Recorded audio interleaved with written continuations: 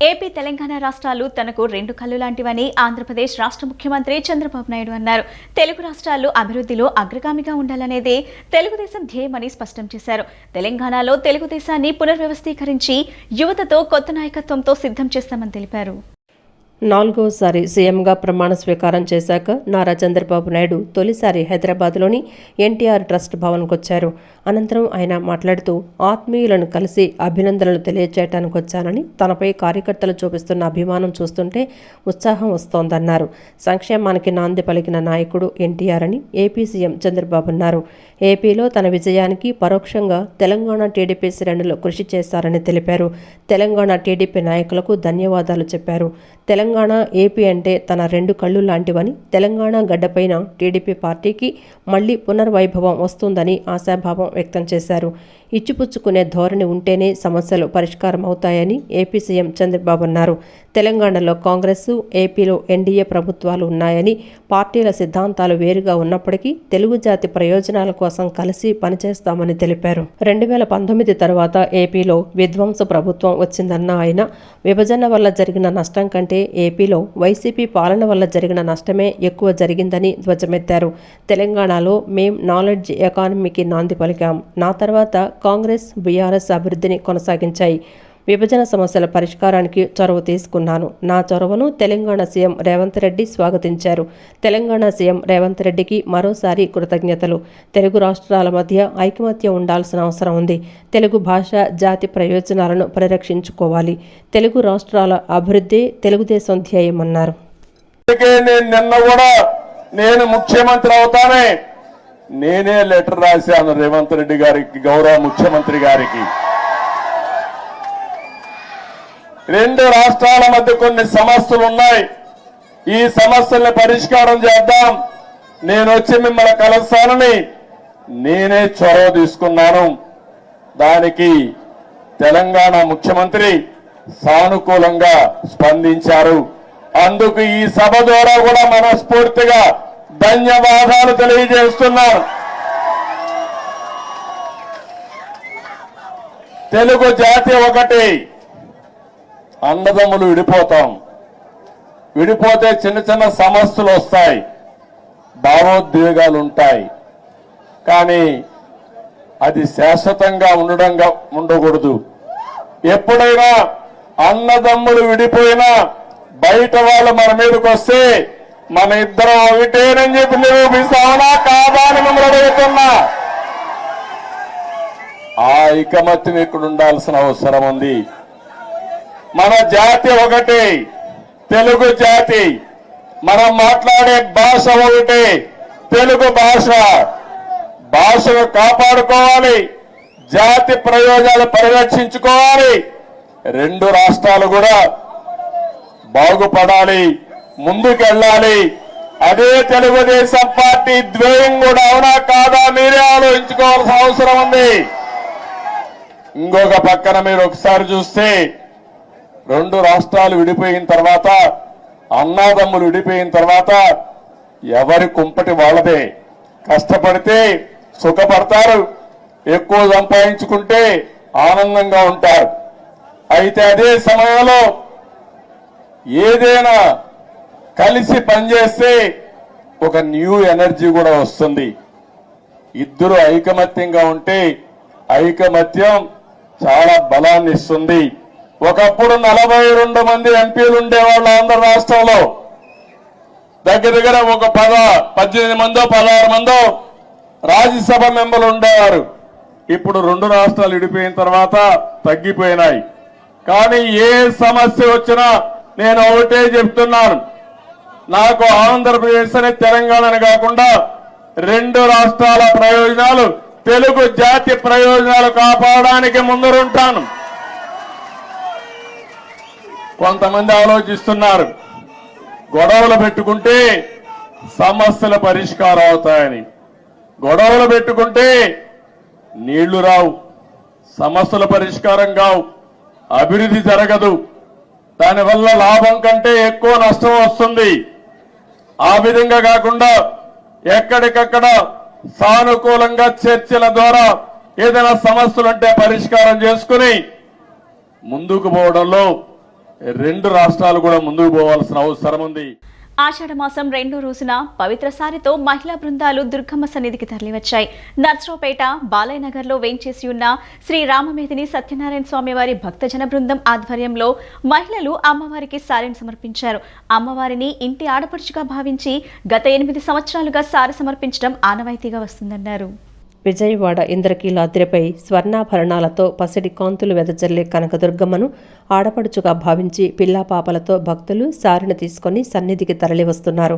నర్సరావుపేట బాలయ్య నగర్లో వెంచేసి ఉన్న శ్రీ రామమేదిని సత్యనారాయణ స్వామివారి భక్తజన బృందం ఆధ్వర్యంలో అమ్మవారికి పసుపు, కుంకుమ, గాజులు, పుష్పాలు, వస్త్రాలు, చలిమిడి, పండ్లతో పాటు ఇతర సుమంగళ ద్రవ్యాలు, పదార్థాలను తీసుకొని మేళతాళాలు, వేద మంత్రోచ్చారణల నడుమ అమ్మవారి ఆలయానికి చేరుకున్నారు. అమ్మవారిని ఇంటి ఆడపడుచుగా భావించి గత 8 సంవత్సరాలుగా సారి సమర్పించడం ఆనవాయితీగా వస్తోందన్నారు. ఈ సందర్భంగా బృంద సభ్యులు ధనలక్ష్మి, భువనేశ్వరి, పద్మ మాట్లాడుతూ సమృద్ధిగా వర్షాలు కురిసి పంటలు పండి రైతులు, ప్రజలు ఆనందంగా ఉండాలని కోరుకుంటూ అమ్మకు వీటిని సమర్పిస్తున్నట్లు తెలిపారు. రాష్ట్రం సుభిక్షంగా ఉండాలని, ప్రాజెక్టులో నిండుగా కళకళలాడాలని వారు ఆకాంక్షించారు. ఈ గోష్ఠితోటి ఇప్పటికి 8 సంవత్సరాల పైనే అవుతుంది. మేము దుర్గమ్మకి సార తీసుకొస్తూ ఉన్నాము. ఈమె మా ఇంటి ఆడపడుచుగా భావించి మేమంతరం పల్నాడు జిల్లా నుంచి ఇక్కడికి వస్తూ ఉంటాము. ఈ అమ్మవారు మా కోరికలన్నీ తీర్చి మమ్మల్ని అందరినీ చాలా ఆనందంగా అనుగ్రహిస్తూ ఉంది. జై శ్రీమన్నారాయణ. ఇక్కడికి కంపల్సరిగా సారి తీసుకొస్తాం. మాకు అమ్మవారు అంత అనుగ్రహం ఇస్తుంది. సంవత్సరానికి జనాలు కూడా మేము వస్తామని బాగా అసలు వస్తున్నారు. చాలా అసలు మాకు అందరికీ ఏదో ఒకటి చేస్తుంది అమ్మవారు. మాత్రం మాకు అంత నమ్మకం అన్నమాట అమ్మవారి మీద. ప్రతి ఇయర్ కంపల్సరీగా వస్తున్నాము. మేము ఈ సంవత్సరం వచ్చేసి అమ్మవారికి, దుర్గమ్మ వారికి సార తీసుకొని వచ్చామండి. ఆషాఢ మాసంలో చాలా సంతోషంగా ఉంది. అమ్మవారి దీవెనలు మాకు అందరికీ, రాష్ట్రం అంతా సుభిక్షంగా ఉండాలని, బాగా అమరావతి అన్నీ డెవలప్ అయ్యి అందరు సంతోషంగా ఉండాలని కోరుకుంటున్నాం. పర్యావరణ పరిరక్షణకు ప్రతి ఒక్కరూ మొక్కలు నాటాలని పశ్చిమ నియోజకవర్గం ఎమ్మెల్యే సుష్నా చౌదరి పేర్కొన్నారు. మొక్కలు నాటడంతో పాటు వాటిని సంరక్షించే బాధ్యతను తీసుకోవాలని సూచించారు. మొక్కలు నాటడం ద్వారా కాలుష్యాన్ని కూడా నియంత్రించవచ్చునన్నారు. పర్యావరణ పరిరక్షణే లక్ష్యంగా బాధ్యతగా అందరూ చెట్లు నాటడం అలవర్చుకోవాలని విజయవాడ పశ్చిమ ఎమ్మెల్యే సుజనా చౌదరి పేర్కొన్నారు. 42వ డివిజన్ హెచ్బి కాలనీలో వాటర్ ట్యాంక్ వద్ద అమ్మ కోసం ఒక చెట్టు కార్యక్రమంలో సుజనా చౌదరి పాల్గొనడం జరిగింది. కేంద్ర ప్రభుత్వం పర్యావరణ పరిరక్షణలో భాగంగా ప్రజలందరూ చెట్లు నాటే కార్యక్రమాన్ని విధిగా చేపట్టాలని పిలుపునివ్వడం జరిగిందని ఎమ్మెల్యే పేర్కొన్నారు. ఇదే సందర్భంలో ఇక్కడ ఉన్న స్థానికులు ఎమ్మెల్యే సుజనా చౌదరి దృష్టికి గత ప్రభుత్వంలో అస్తవ్యస్తంగా డ్రైనేజీ వ్యవస్థ నెలకొని ఉందని తెలియజేశారు. వర్షం పడితే చాలు తమ ఇళ్లల్లోకి డ్రైనేజీలోంచి నీరు పొంగి పొర్లుతోందని స్థానిక మహిళలు తమ సమస్యను పరిష్కరించాలని ఎమ్మెల్యేకి విన్నవించారు. కార్పొరేషన్ ఇంజనీరింగ్ విభాగ అధికారులతో మాట్లాడి డ్రైనేజీ సమస్య పరిష్కరిస్తానని సుజనా చౌదరి హామీ ఇచ్చారు. ఈ చెట్లు నాటే కార్యక్రమంలో ఎన్టీఆర్ జిల్లా భారతీయ జనతా పార్టీ అధ్యక్షులు అడ్డూరి శ్రీరామ్, ఆ పార్టీ నేతలు బోగపల్లి శ్రీధర్, బబ్బూరి శ్రీరామ్, పైల సోమనాయుడు, పొట్టి శ్రీహరి, తెలుగుదేశం పార్టీ మాజీ కార్పొరేటర్ ఏదిపాటి రామయ్య, జనసేన నాయకులు తిరుపతి అనూష, సురేష్, ఎన్డీఏ నాయకులు తదితరులు పాల్గొన్నారు. భారత ప్రభుత్వం పర్యావరణ రక్షణ గురించి దేశమంతా కూడా చెట్లు నాటమని చెప్పి ఒక ప్రోగ్రాం ఇవ్వడం జరిగింది. పర్టికులర్గా ఎన్డీఏ ప్రభుత్వాలు ఉన్న అన్ని చోట్ల కూడా ఒక ఆదేశాలు వచ్చినాయి.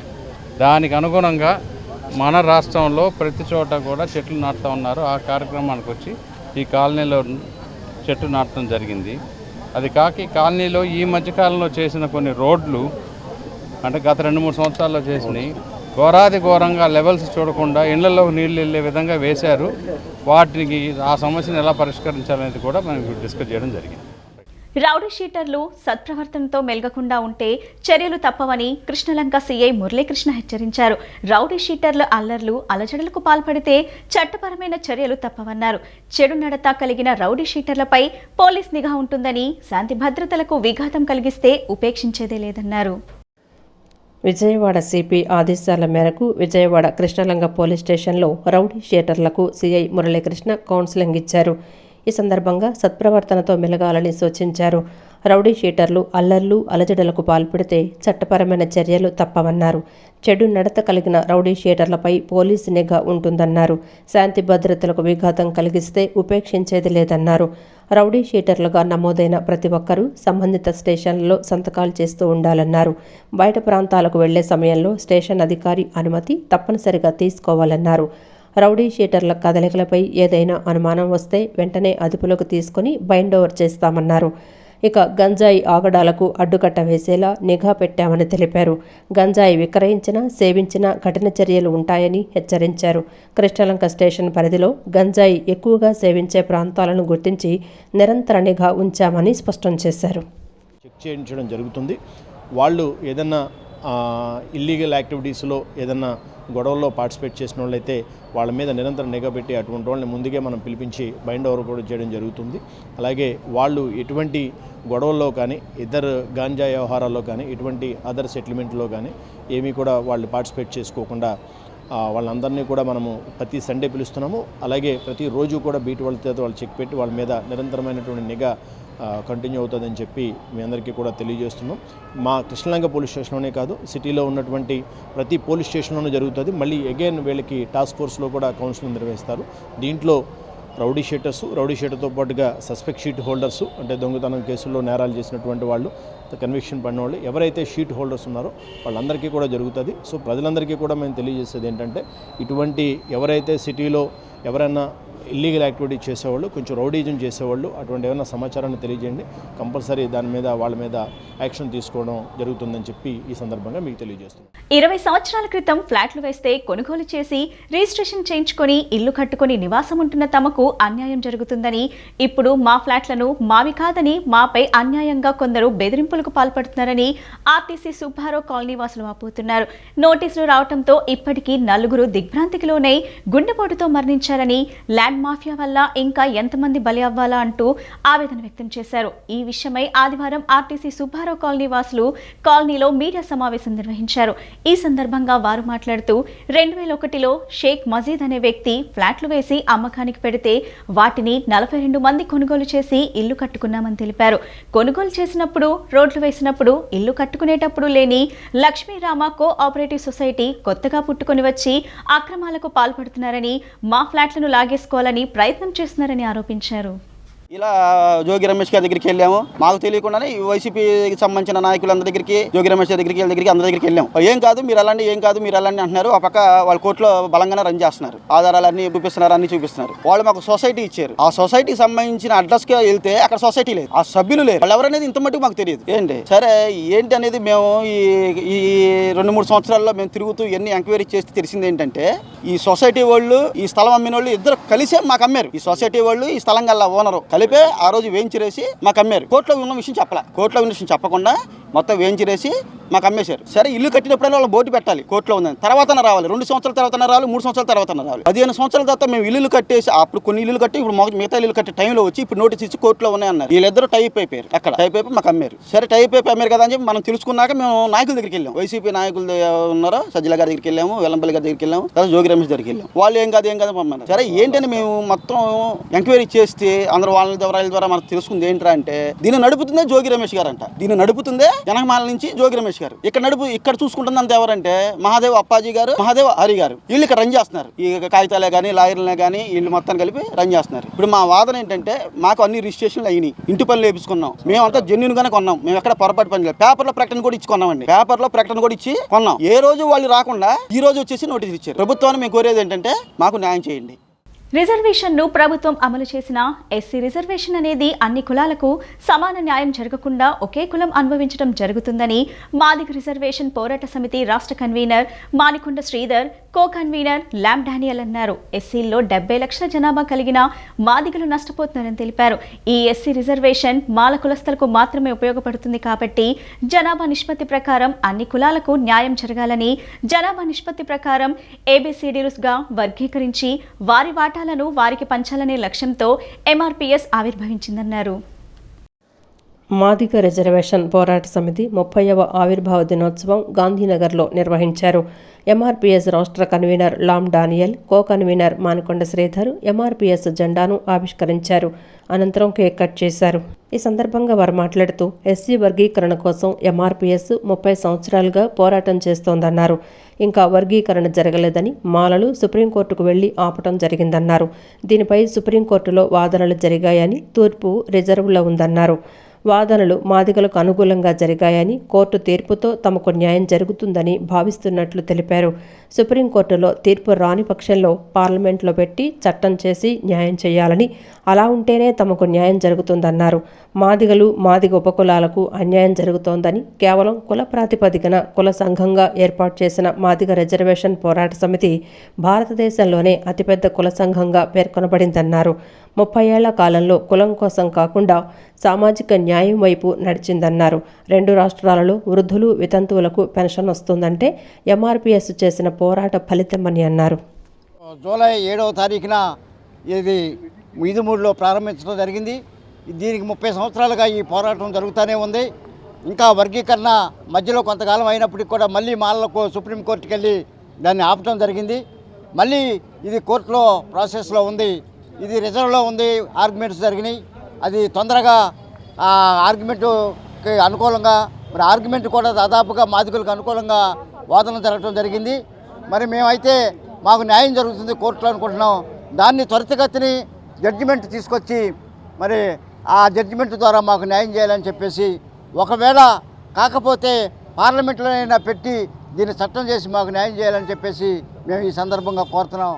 సామాజిక ఉద్యమం మాతో పాటు మా యొక్క లక్ష్యం కోసం ఏర్పడినటువంటి ఎంఆర్పిఎస్ సామాజిక వైపు కూడా చూస్తుందని చెప్పి తెలియజేస్తూ, ఈ రోజున ఘనంగా ప్రకాశం జిల్లా ఎక్కడైతే ఎంఆర్పిఎస్ పుట్టిందో పుట్టిగడ్డైనటువంటి ప్రకాశం జిల్లా సంతానోతులపాడు మండలం ఈదుమూడి గ్రామంలో మరి 5 రాష్ట్రాల నుంచి ప్రతినిధులు, కార్యకర్తలు వేలాదిగా వచ్చి మరి అక్కడ పెద్ద జాతర చేయబోతున్నాం. ఈ కార్యక్రమం అయిన వెంటనే మేము కూడా మా జిల్లా నుంచి వందలాది మందిగా మరి నా ఎన్టీఆర్ జిల్లా నుంచి ఆ యొక్క కార్యక్రమానికి వెళ్తూ ఉన్నాం. సేవ్ యంగ్ హార్ట్స్ ఫౌండేషన్ యుక్త వయసులో ఉన్న వారిలో అవగాహన కలిగించి వారికి గుండె పరీక్షలు నిర్వహించి వారిని నిశ్శబ్ద గుండెపోటు ప్రమాదం నుండి కాపాడేందుకు ఈ సంస్థ కృషి చేస్తుందని సేవ్ యంగ్ హార్ట్స్ ఫౌండేషన్ సభ్యులు డాక్టర్ హేమంత్ తెలిపారు. యుక్త వయసులో గుండె సంబంధిత సమస్యలతో ఎవరూ చనిపోకూడదు. గుండె సమస్యను ముందుగానే గుర్తించి వారికి తగిన చికిత్సను ఇప్పించాలన్నదే సంస్థ లక్ష్యమని అన్నారు. Kiran Teja charitable trust, save young hearts foundation సంస్థ ద్వారా సింగ్నగర్ షాదీఖానా సమీపంలోని శ్రీరామ్ ఇంగ్లీష్ మీడియం స్కూల్లో గుండె సంబంధిత ఉచిత ఆరోగ్య శిబిరాన్ని నిర్వహించారు. ఈ కార్యక్రమాన్ని Purna heart institute cardiologist doctor A Purnananda ముఖ్య అతిథిగా పాల్గొని శిబిరాన్ని ప్రారంభించారు. Trust chairman Chadalavada Bhanuprasad, Kiran Teja charitable trust ముఖ్య మెంటర్ అయిన డాక్టర్ ఎంసీ దాస్ తదితరులు పాల్గొన్నారు. ఈ ఉచిత గుండె సంబంధిత ఆరోగ్య శిబిరంలో ఎత్తు, బరువు, 5 రకాల రక్త పరీక్షలు, ఈసీజీ, ఎకో పరీక్షలు నిర్వహించారు. 2 రోజుల్లో సంబంధిత వ్యక్తి యొక్క ఆరోగ్య పరీక్షా ఫలితాలకు డాక్టర్ సలహా జోడించి వారి మొబైల్ వాట్సాప్కు మెసేజ్ చేయనున్నారు. స్థానికులు అనేక మంది ఈ శిబిరంలో పాల్గొని పరీక్షలు చేయించుకున్నారు. ఈ సందర్భంగా సేవ్ యంగ్ హార్ట్స్ ఫౌండేషన్ సభ్యులు డాక్టర్ హేమంత్ మాట్లాడుతూ, ప్రపంచంలో మరీ ముఖ్యంగా భారతదేశంలో ప్రతి సంవత్సరం లక్షల మంది గుండె జబ్బుల వలన మృత్యువాత పడుతున్నారన్నారు. ఈ మధ్య కాలంలో యువత, ముఖ్యంగా నిర్మాణాత్మకమైన వయసులో ఉన్నవారు నిశ్శబ్ద గుండెపోటుకు గురై మరణిస్తున్నారని అన్నారు. ఒకవేళ వాళ్ళకి ఫర్దర్ టెస్టింగ్ ఉంటే అది కూడా మేమే చేపించి అవసరమైన ట్రీట్మెంట్ కూడా సపోర్ట్ నిలవటమే ఈ సంస్థ యొక్క మెయిన్ ఉద్దేశం. సో ఈరోజు ఇక్కడ ఆల్మోస్ట్ 100 మెంబర్స్ ఈ అవకాశాన్ని సద్వినియోగం చేసుకున్నారు. ఇలాగే మేము ఎవ్రీ 2 monthsకి ఒకసారి కండక్ట్ చేస్తాం క్యాంప్స్. మా వెబ్సైట్ కనుక మీరు విజిట్ చేస్తే క్యాంప్ యొక్క షెడ్యూల్ ఉంటుంది. సో దాన్ని చూసుకొని మీరు ఎక్కడైతే క్యాంప్ నెక్స్ట్ పెడుతున్నామో అక్కడ వచ్చి అటెండ్ అవ్వచ్చు. ఈ అవకాశాన్ని యూజ్ చేసుకోవచ్చు. ఈ టెస్ట్ అన్ని మీరు మామూలుగా చేయించుకుంటే ఆల్మోస్ట్ 2000 నుంచి 3000 రూపీస్ వరకు అవుతుంది. అది కాక డాక్టర్ దగ్గరికి వెళ్ళాలి, వెయిట్ చేయాలి, అవన్నీ అవసరం లేకుండా మేము అన్నీ మీ ఇంటి దగ్గరికే వచ్చి చేస్తున్నాము. సో ఈ అవకాశాన్ని అందరూ సద్వినియోగపరచుకోవాల్సిందిగా కోరుతున్నాము.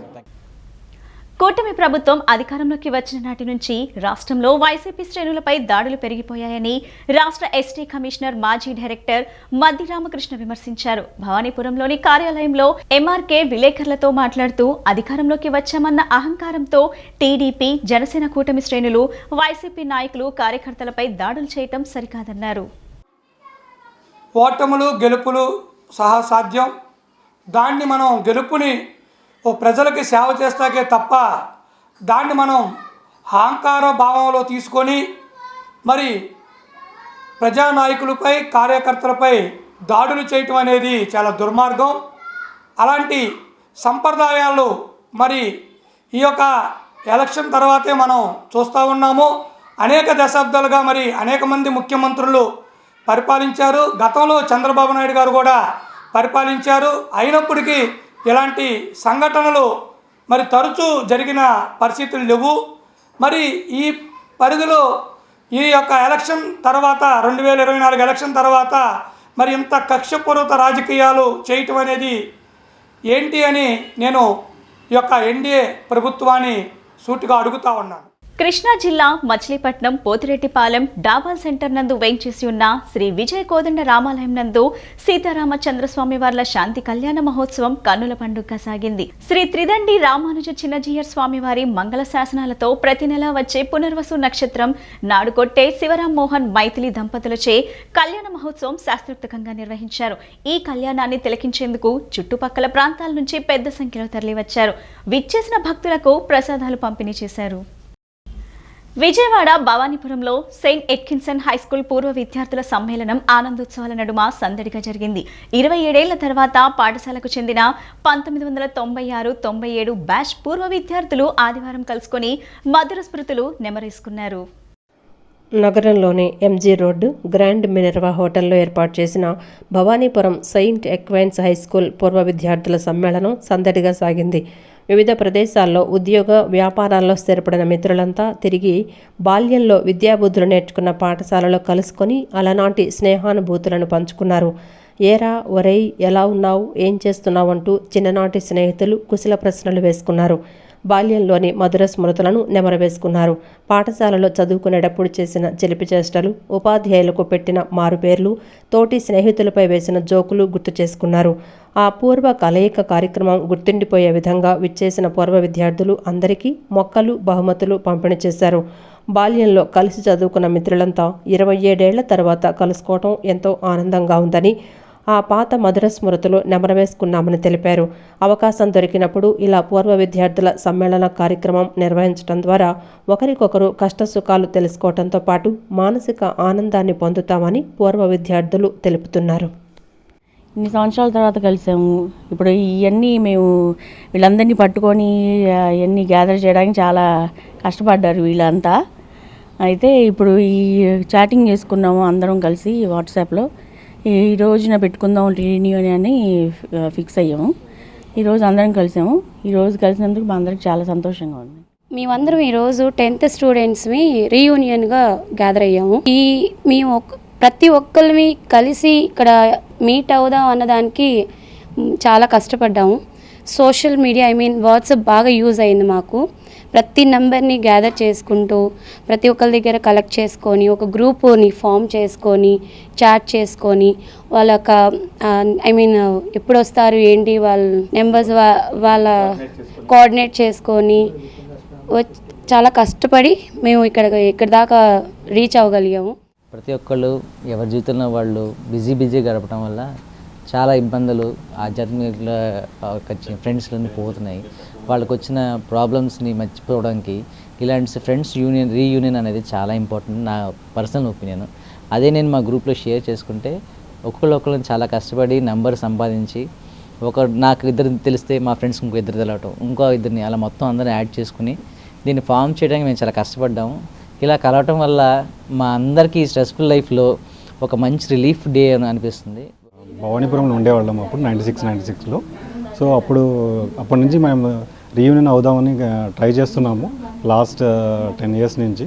బట్ ఒక్కొక్క ఫీల్డ్లో సెటిల్ అయ్యారు. సో అందరినీ గ్యాదర్ చేసి ఒక ప్లాట్ఫామ్లో తీసుకురావడానికి ఇంత టైం పట్టింది. ఆల్మోస్ట్ 27 years ఉంది. We're all happy today to celebrate and reunite this function. And thanks to all for all colleagues. అవన్నీ ఇప్పుడున్న సిచ్యుయేషన్స్లో మేము మర్చిపోయాము. బట్ కానీ ఇప్పుడుకి వచ్చేటప్పటికి ఫ్రెండ్స్ అందరినీ చూసిన అనుభూతి, చిన్ననాటి జీవితంలోకి మళ్ళీ వెళ్ళాము. చాలా హ్యాపీ మూమెంట్స్ ఇవన్నీ లేక చాలా సంవత్సరాలు గడిచిపోయింది మాకు. బట్ కానీ ఇప్పుడు మళ్ళీ అవన్నీ మాకు చిగురించి ఫ్రెండ్స్తో కలిసి మేము గెట్ టుగెదర్ అయ్యాము. ప్లస్ గ్రూప్ ఫామ్ చేసుకున్నాము. ఈ గ్రూప్లో మేము ఇంకా ఎక్కువ మెంబర్స్తో కలిసి నెక్స్ట్ ఇయర్ ఇంకా గ్రాండ్గా సెలబ్రేట్ చేసుకోవాలి. ఇంకెక్కువ మంది ఫ్రెండ్స్తో కలిసి ఆత్మీయ అనుభూతులు అన్నీ పొందుకోవాలని కోరుకుంటున్నాం. నుంచి వాళ్ళు ఒకళ్ళదొకళ్ళు ఎంత సహకారం చేసుకున్నాము, మగపిల్లలు కానీ ఆడపిల్లలు కానీ అవన్నీ మళ్ళీ గుర్తు తెచ్చుకొని చాలా హ్యాపీగా ఉన్నాము. సో ఇంకా మిగిలిన వాళ్ళు ఉన్నారు. ఇంకా మీన్స్ అప్పట్లో ఉన్న మా strength total Telugu medium and English medium కలిపి టోటల్ 60 మెంబర్స్ దాకా ఉన్నారు. ఇప్పటికీ మోరోవర్ 35 మెంబర్స్ దాకా కలిసాము. మిగిలిన వాళ్ళందరూ కూడా ఇంకా ఎక్కడెక్కడ ఉన్నారో, కొంతమంది అవుట్ ఆఫ్లో ఉన్నారు, కొన్ని స్టేట్లో ఉన్నారు, అవుట్ ఆఫ్ కంట్రీస్లో కూడా ఉన్నారు. దెన్ నెక్స్ట్ ఇయర్కి వాళ్ళందరినీ కూడా గ్యాదర్ చేసుకునేలాగా ఉండాలని ప్లాన్ చేసుకుంటున్నాము. ఇది ఇప్పటివరకు హ్యాపీ. ఆల్మోస్ట్ 50% దాకా గ్యాదర్ అయ్యాము. మిగిలిన వాళ్ళందరినీ కూడా గ్యాదర్ చేయాలని అనుకుంటున్నాము. ఈ బులెటిన్ ఇంతటితో సమాప్తం. తిరిగి మరో బులెటిన్లో కలుద్దాం. నమస్కారం.